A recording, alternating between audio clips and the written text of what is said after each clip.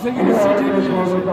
পরে আমি আমার company commander captain Ruhul Amin বাড়ি পটুয়াখালী ওনাকে জানাই। উনি বললো খলিল তুমি ইমিডিয়েট 106 নিয়ম মুভ করো, আমি তোমার জন্য মাইক্রোবাসে একজন ম্যাজিস্ট্রেট পাঠাচ্ছি। তবে উনি এই প্রথম নির্বাচনে ইলেকশন করে, উনি নিউ জয়েন। আপনারা এখন সিটি হাসপাতালে কতজন আসেন অসুস্থ? বলি একটু শেষ করি। পরে আমরা গাবুটিয়া সেন্টারে গেলাম।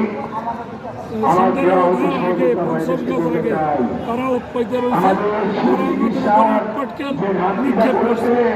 তখন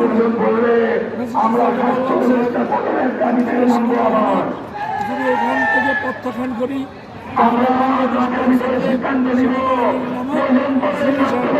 গুরুত্ব থাকবে না। বলে কি করবে,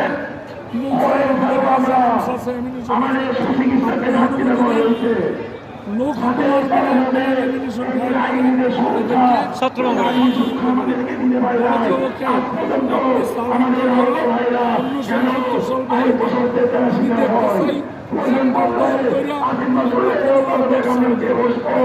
আমি তৈরি করলাম দেখি ওই সেক্রেটারি বসা সিলটা আছে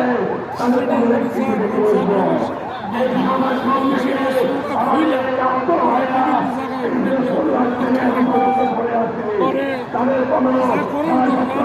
তাই ওখানে করছি। এরপর ওই নির্বাচনে আমাদের ক্ষমতা আসে, retired lieutenant general Mustafizur Rahman retired থেকে আবার সেনাবাহিনী আমাদের হয়। পরে আমাদেরকে পোস্টিং করে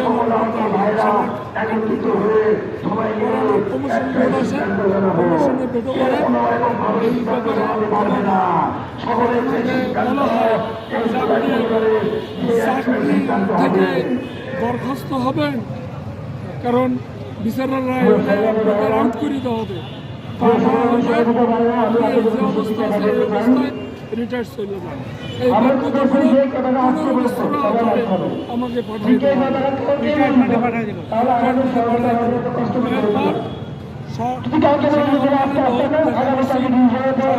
চাকরি পাই না, কারণ আগে শুনছেন আর্মি অফিসার তারা বড় বড় পোস্টে সিভিলে ব্যাংকে এখানে সেখানে চাকরি নিচ্ছে,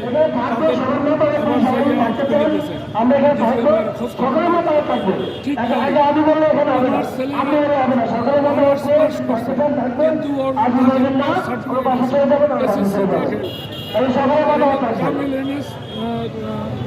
এনএস কামেল মাদ্রাসা জালগাড়ি থেকে পাস করছে, কিন্তু ইন্টার করছে কবি নজরুল, অনার্স করছে তেজগাঁও কলেজ থেকে।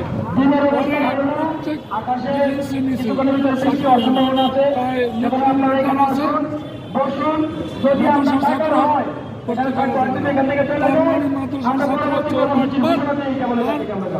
আওয়ামী লীগের বিক্রি করে বাবার সাথে এদের চাকরি হয়, আমাদের চাকরি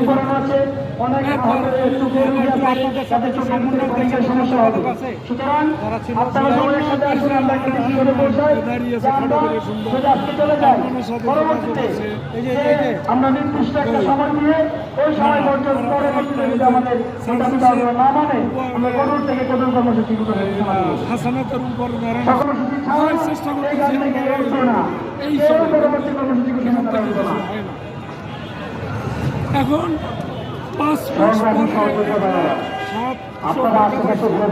এর আগে আমার বাড়ি ছিল 7 কাঠা জমির উপর, ওরা বিক্রি করে দিছি। কারণ তখন তো আমার আমার ছিল শপিং দোকান,